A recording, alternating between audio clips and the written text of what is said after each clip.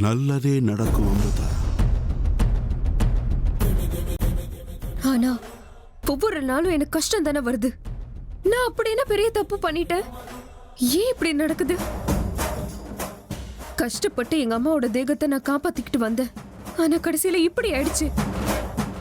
நாகமணி கைவிட்டு போய் எத்தனை வருஷங்கள் ஆயிடுச்சு. எனக்கு இவ்வளவு சக்திகள் இருந்தும் அதை என்னால கண்டுபிடிக்க முடியல. இப்படி ஒரு வாழ்க்கையை வாழணுமான்னு நான் இப்ப யோசிக்க ஆரம்பிச்சிட்டேன். இது எல்லாத்துக்குமே ஒரு காரணம் இருக்கும் அமிர்தா. இவ்வளவு சக்திகள் உள்ள உனக்கு நாகமணி எங்க இருக்குன்னே தெரியல. உன்னோட மறு உருவமான சேஷாவை சிருஷ்டி பண்ண எனக்கு உன்னுடைய எதிரிகள் யாருன்னு தெரிய மாட்டேங்குது. இதுக்கெல்லாம் நிச்சயமா காரணம் இருக்கு அமிர்தா. எதையுமே நாம கேள்வி கேட்க முடியாது. ஆனா ஒண்ணு மட்டும் நிச்சயம் அமிர்தா,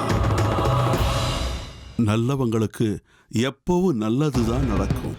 அந்த நல்லது நடக்கிற காலம் வரத்துக்குள்ள ஒரு சில காலம் நமக்கு வீணாயிடலாம். கவலைப்படாத. எனக்கு தெரியும், எல்லா ஆண்டவனோட இஷ்டப்படிதான் நடக்கும். ஆனா இப்போ அந்த கடவுள் மேல இருக்கிற நம்பிக்கையே போயிடும் போல இருக்கே. பூஜை பண்ண என்னோட மனச பெருக்கிற மாதிரி செஞ்சுட்டான். அமிர்தா, அப்படியெல்லாம் பேசக்கூடாதுமா. உனக்கு நல்லது நடந்தே தீரும். எங்க அம்மாவோட தேகம் எங்க இருக்குனாவது எனக்கு தெரியணும். சொல்றேன், உங்க அம்மாவுடைய தேகம். சொல்லுங்க, அதை யார் எடுத்துட்டு போயிருக்கா? எதுக்காக எடுத்துட்டு போயிருக்காங்க? அதுதான் எனக்கும் இன்னும் புரியல அமிர்தா. அம்மன் ஏன்னு தெரியல, ஆனா அத தடுக்கறாங்க. அம்மன் தடுக்கறாங்களா? ஆமா, சக்கராபுரியில இருக்கிற திரிபுர சுந்தரி அம்மன் தான். திரிபுர சுந்தரி அம்மன் அப்படின்னா பார்வதி தேவியின் அம்சம். அப்ப எனக்கு அம்மா மாதிரி. இந்த மகளுக்கு அவ என்னைக்கும் அநியாயம் பண்ண மாட்டா. ஆமா, அந்த தாய் யாருக்குமே அநியாயம் பண்ண மாட்டா. துஷ்டர்கள் கிட்ட இருந்து காப்பாத்துவா. ஏதோ ஒரு மகா காரியத்துக்காக உன்னை அவளோட சன்னதிக்கு வரவழைக்கணும்னு அவ முயற்சி பண்றா. நீ உடனடியா ஸ்ரீ சக்கர உற்சவம் நடக்கிற சக்கராபுரி புண்ணிய பூமிக்கு கிளம்பி போகணும். சக்கராபுரிக்கா? நான் எதுக்காக அங்க போகணும்? அது எனக்கும் தெரியாது. அது அந்த தாயோட முடிவு. உன்னால அந்த தாய்க்கு ஒரு காரியம் ஆகணும். உலக நன்மைக்காக நீயும் அவளுக்கு சில சேவைகள் செய்யணும். எந்த காரணத்தை கொண்டும் நீ அங்க போகாம மட்டும் இருந்துடாத. நீ அங்க போனா உங்க அம்மாவுடைய தேகம் எங்க இருக்குன்னு அந்த தாயே சொல்லிடும். துஷ்டர்களுடைய கூட்டம் ஸ்ரீ சக்கரத்தை அபகரிப்பதற்காக முயற்சி பண்ணிக்கிட்டு இருக்காங்க. அந்த தாய் சங்கடத்துல இருக்கா. இதுக்கு மேல என்ன சொல்ல போற? சொல்றதுக்கு வேற ஏதாவது போய் இருந்தா சொல்லிடு. அவதான் என்ன ஏமாத்தி எல்லாத்தையும் என்கிட்ட இருந்து பறிச்சிட்டான்னு பார்த்தா நீயும் இப்போ அதே தான் பண்ணிருக்க. ஏன் ஆலியா, ஏன் இப்படி பண்ண? இந்த உலகத்துல பாட்டிக்கு அப்புறம் நான் யார் மேலேயாவது உயிரியே வச்சிருக்கேன்னா அது ஊ மேலதான் உனக்கு தெரியாதா? ஏன் இப்படி பண்ண ஆலியா? உனக்கு காசு பணம் அவ்வளவு முக்கியமா போயிடுச்சு.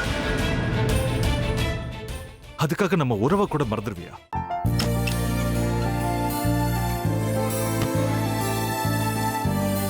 சக்தி சக்தி, ஒரு நிமிஷம்.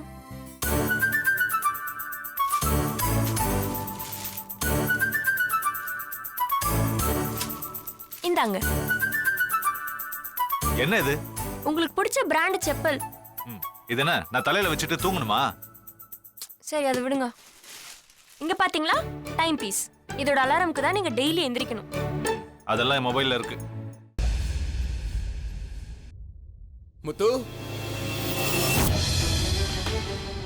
முத்து, என்னடி இவன் முத்துன்னு ஒருத்தைய உருவாக்கி விட்டான். செல்வியை மறப்பான்னு பார்த்தா எப்ப பார்த்தாலும் முத்து முத்துன்னு கூப்பிட்டு இருக்கான். முத்துவ கூப்பிட மட்டுமா செய்யறான்? முத்துவ வச்சு என்னென்னமோ செய்யறான். நாம தான் இழிச்சவை மாதிரி வேடிக்கை பார்த்துட்டு இருக்கோம். என்ன முறைச்சு என்ன பிரயோஜனமாயா? உனக்கு வேற குரல் போயிடுச்சு. அடுத்து அவ செல்வியை கூப்பிட்டானா என்ன பண்ண போற? உன்னுடைய விருப்பப்படியே நீ ராமநாத வீட்டு மருமகளா வாழப் போற. கண்டிப்பா என்னுடைய ஸ்தானத்திலிருந்து அவன் உன்னை நல்லா பார்த்துக்குவான் அம்மா.